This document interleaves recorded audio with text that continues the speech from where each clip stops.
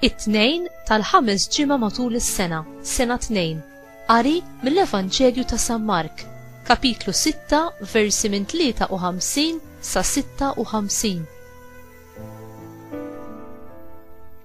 F'dak iż-żmien, Ġesu u d-dixxipli tiegħu wara li qasmu għan-naħa l-oħra waslu l-art f'Ġenezzaret u rabtu d-dgħajsa max-xatt.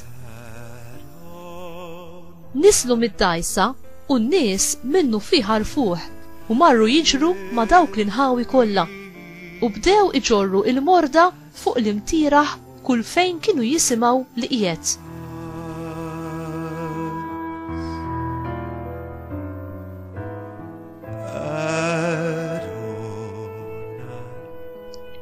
Kull fejn kien jidħol firħula bliet jew kampanja kienu jqedu il-morda fil-pjazzett u jitolbuh iħallihom imissu imqar tarf il-mantar u daw kollha li kienu jmissuh kienu jfiequ.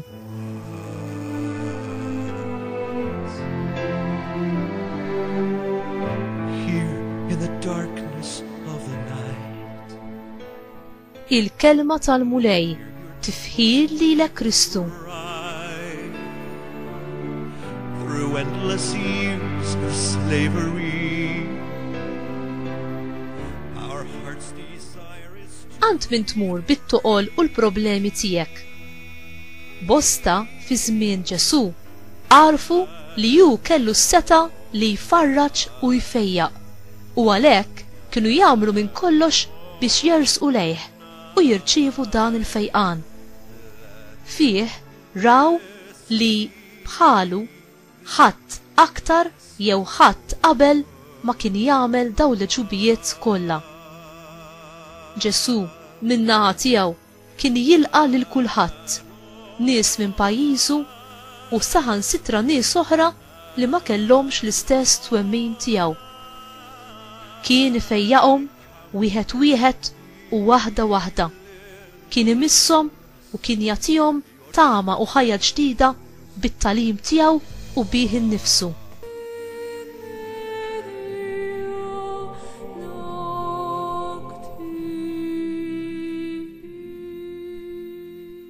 Inti tħallih lil Ġesu ikun il-mulej u dak li jfejjaq il-ħajja tiegħek, il-familja u l-komunità.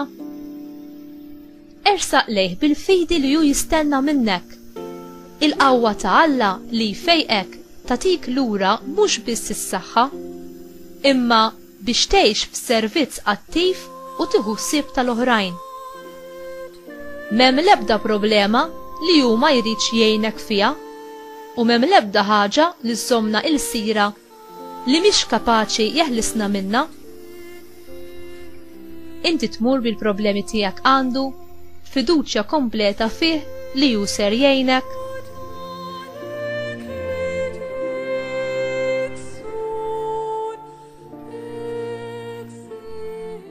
Mulej Ġesu, għandek tinsab il-qawwa li teħlisna u tfejjaqna. M'hemm l-ebda problema jew irbit li int m'intix kapaċi tirbaħ fuqu. Eħlisni biex inkun nista' nservik bil-ferħ u biex inħobb u nservi lill-oħrajn b'ġenerożità.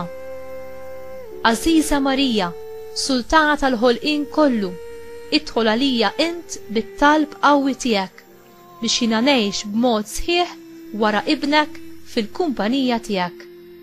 Amen.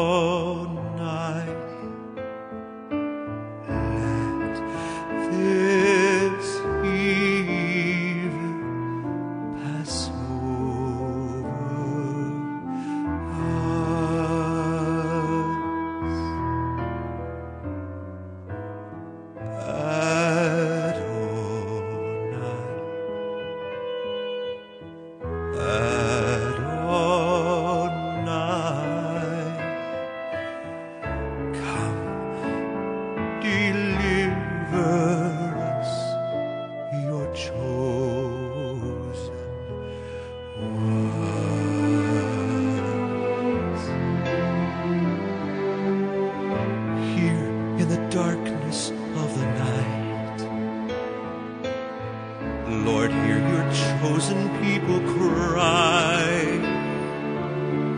through endless years of slavery. Our heart's desire is to be free.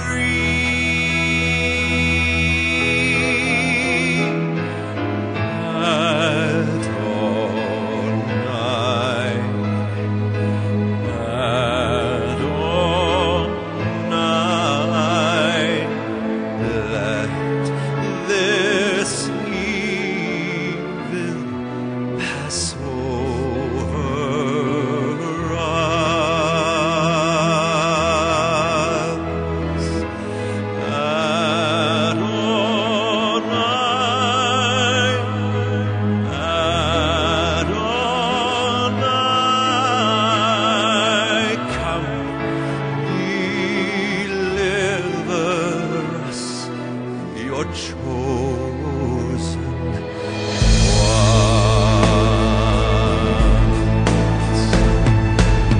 The Lamb has now been sacrificed. His blood is sprinkled on our lives. With outstretched arm and mighty hand, come lead us to the promised land.